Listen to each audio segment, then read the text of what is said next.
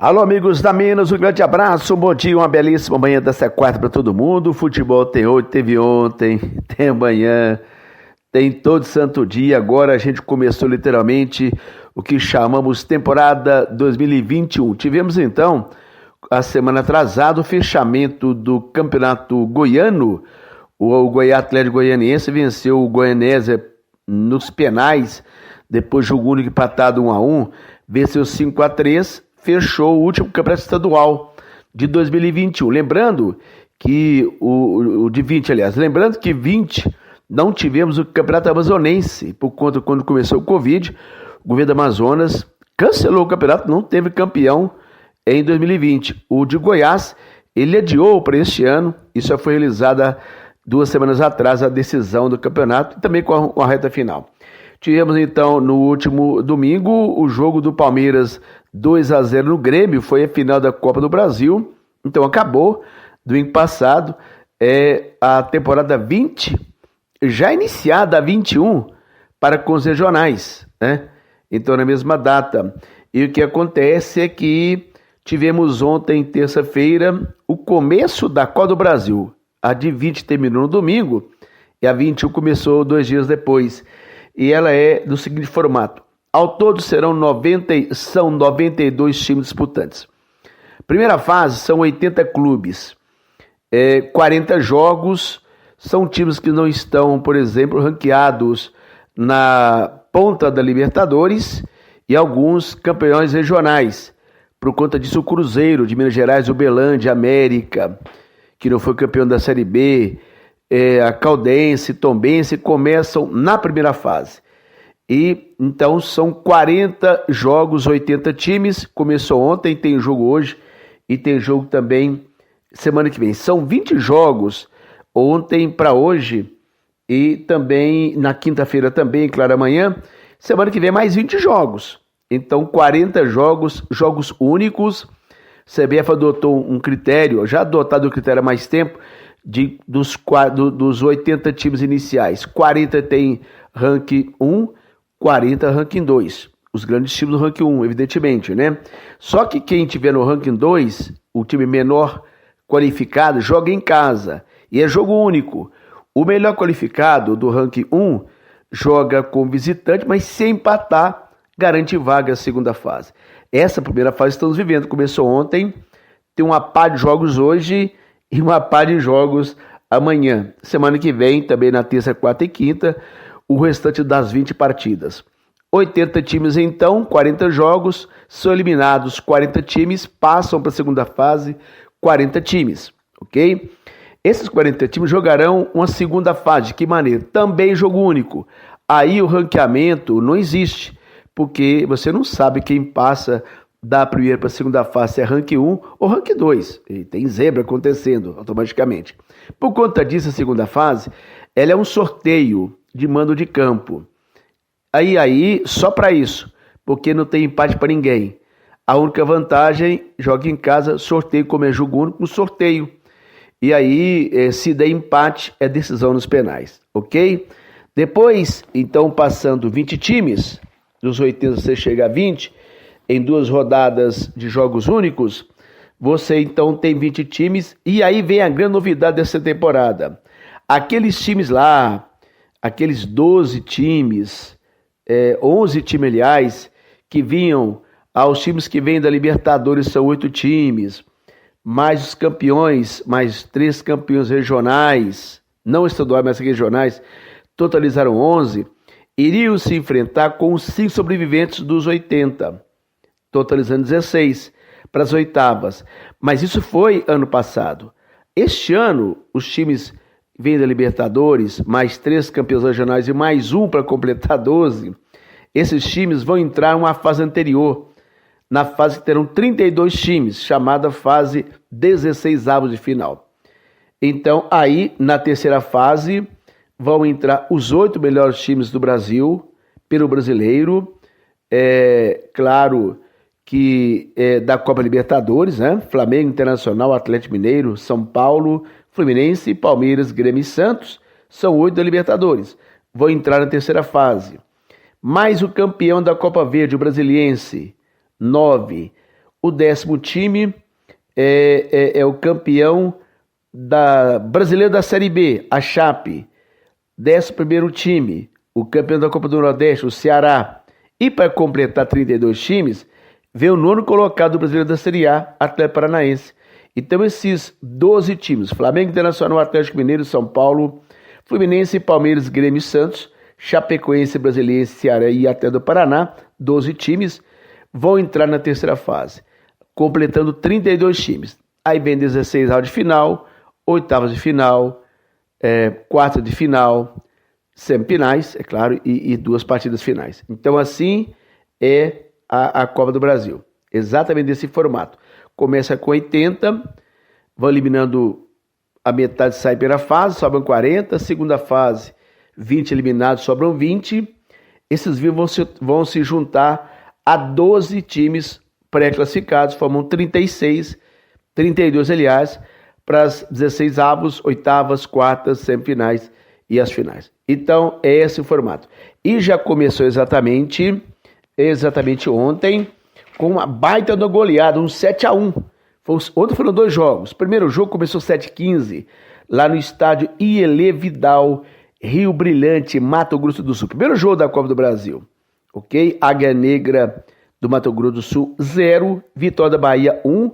Primeiro gol da competição coube ao David, atacante do Vitória. Vitória 1-0, passou Vitória então.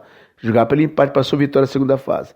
E ontem, 9h30, veio a grande goleada. O Campinense de Campina Grande abriu o placar sobre o Bahia, 1-0, gol do Cadu. Tomou 7 de virada. Bahia 7, Campinense 1. Passou o Bahia. Então ontem passaram a dupla de Salvador, o Bavi. Vitória fez o magro 1-0 no Águia Negra e o Bahia meteu 7-1 no Campinense. Destaque para o Rossi, que fez 3 gols. Júnior Cabixaba 2, Gilberto e mais o Keverton contra, então, Campinense 1, Bahia 7. Jogos de hoje começam mais cedo, tá?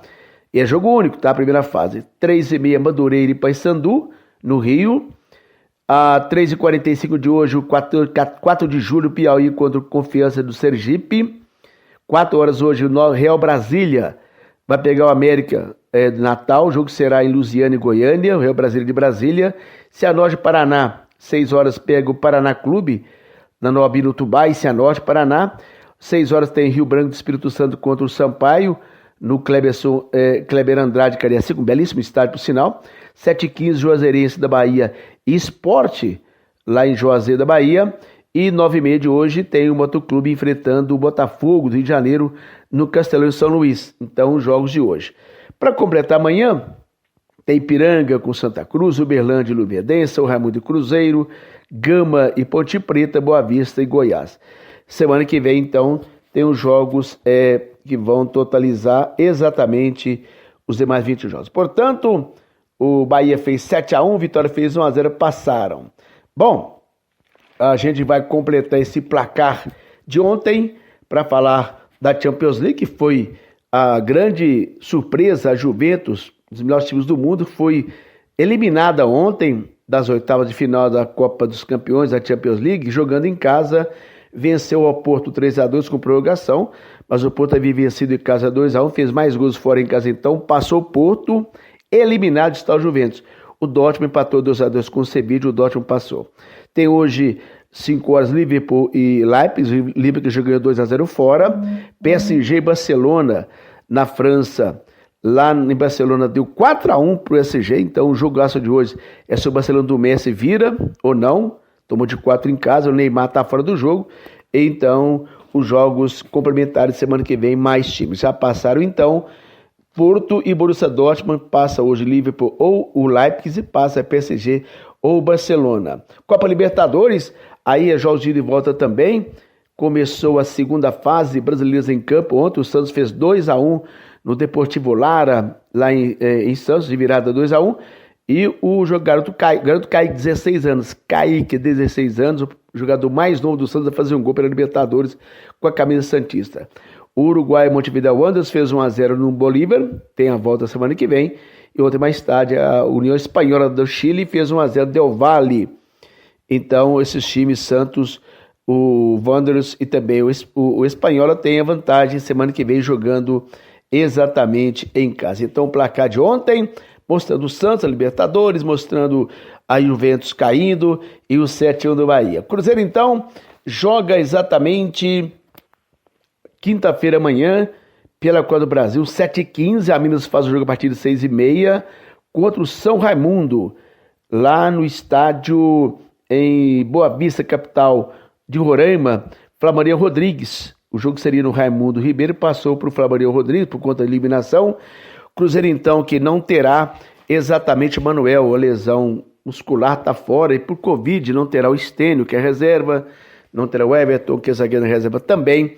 Baixou o Covid no Cruzeiro, 2 jogadores reservas pegaram, e o time então pode ter o Paulo como novo zagueiro. O Paulo que voltou de Covid agora há pouco, né? Então a dupla de Covid que volta exatamente o Paulo e o Ramon. E o Adriano, o Cruzeiro será definido no treino de hoje, mas a tendência apenas essa mudança na zaga. E o Adriano é o jogador entrevistado ontem para falar da estreia do Cruzeiro. Cruzeiro que com a eliminação, com a definição do Grêmio perdendo a final do Paulista, da Copa do Brasil, o Cruzeiro então segue como o time de maior conquistas da Copa do Brasil, 6, seguido do Grêmio com 5, o Grêmio não empatou com o Cruzeiro. Adriano então, aqui falou com a imprensa sobre o Cruzeiro que amanhã estreia na Copa do Brasil. Então, era bastante jogadores jovens, estava montando a equipe, assim como esse ano, bastante jogadores da base, eu era um deles. E o estádio também estava recém-inaugurado, né? O gramado não estava em condições ideais, mas mesmo assim, com todas as dificuldades, a gente conseguiu a classificação. Eu lembro.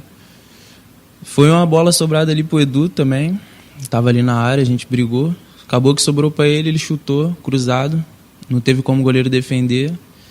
E a outra foi uma jogada bem trabalhada ali pelo lado esquerdo. Se eu não me engano, o Robertson chutou cruzado. O Alexandre Jesus foi e fez o gol. A postura que o nosso treinador sempre pede, né? Jogar bastante ofensivo no campo do adversário, pressão, buscando sempre o gol. Bastante. Consegui fazer bastante jogos pelo profissional. Consegui alavancar um pouco a minha carreira em questão de números e tudo mais. E foi só melhoria de lá para cá, graças a Deus. Como você disse, é um jogo bem intenso, buscando sempre o gol adversário. E a gente ali no meio de campo ali, não só a gente no meio de campo, mas todos nós ali tem que ter bastante tenso, né? Não pode parar um minuto, seja na marcação e seja jogando com a bola. Porque é sempre buscando o gol do adversário. Sim, são 2 jogadores muito bons. E sempre que vem jogadores bons para o Cruzeiro, a gente tem que receber de braços abertos, né? Porque sempre vem para agregar e isso ajuda o grupo e levar o Cruzeiro para onde nunca deveria ter saído. Foi os 2 primeiros jogos a gente criou bastante, número de gols e tudo mais, não conseguiu sair, mas o nosso treinador pediu para a gente ter concentração, não deixar se abater por causa disso, porque nesse jogo contra o RT os gols ia sair e foi o que ele disse. A gente teve a tranquilidade, a calma e acabou que os gols saíram. Beleza, então o assunto agora é o Galo, que na verdade segue lá com o time reserva, né, de Rafael Miranda, Rafael Mariano, Igor Rabelo, Gabriel Dodô, Dylan, Caleb Zarate, o Hulk, Tardelli, Marrone, um titular é o Hulk, é claro, né, comprado a pisa de ouro, Tardelli pode ser banco, é o time que vai jogar exatamente no sábado, pegando o time do Patrocinense, não em patrocínio por conta do Covid-19 lá, a onda em patrocínio é a Honda Oxa, então o jogo passou para Belo Horizonte, por Independência, que não é a casa do Galo é Mineirão, então quase que inverte o mando de campo quando o Covid, isso é natural, tá? Só que o time que apresentou ontem, o elenco principal do Atlético, os principais jogadores, os titulares, mais 3 reservas, aquele time que vai para a Libertadores, o sorteio do Galo será dia 9 de abril, para a Libertadores começar dia 20, o Cuca também, ele não se apresentou porque a mãe dele, infelizmente, piorou o estado de saúde dela, tem Covid-19 internada lá na cidade de Curitiba, então o Cuca não se apresentou, apresentaram-se 7 componentes da comissão técnica dele, ele e o Cuquinha, o irmão dele, ficaram lá em Curitiba, cuidando da questão da mãe. O Cuca não pode estrear na Libertadores, foi por isso que com 2 jogos da final contra o Palmeiras, pegou 2 jogos, então 2 jogos iniciais do Atlético, Na Libertadores o Cuca não vai estar presente, mas é claro, tem que treinar o time, então deve chegar final da semana o Cuca para começar a treinar a equipe, visando então a Libertadores, já que o time reserva segue no Mineiro. Só para completar, o elenco do Cuca é um dos melhores do Brasil. Se não for melhor, lá do Flamengo empata, Palmeiras também.